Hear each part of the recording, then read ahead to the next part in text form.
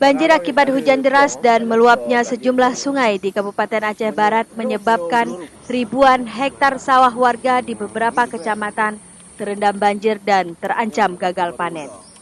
Di Desa Gampung Baru, Kecamatan Pantonru, ratusan hektar sawah sudah mulai menguning dan siap panen. Namun akibat banjir tanaman padi terendam lumpur. Warga juga mengeluhkan akhir-akhir ini lahan sawah mereka terus menjadi langganan banjir. Padahal sebelumnya hasil padi di kawasan ini berlimpah.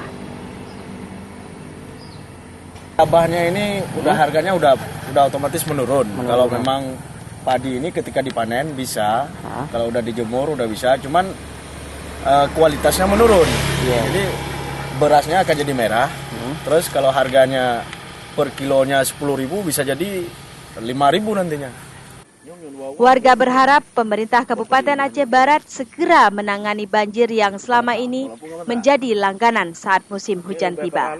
Dari Aceh Barat, Faizi Waila melaporkan untuk Aceh Video.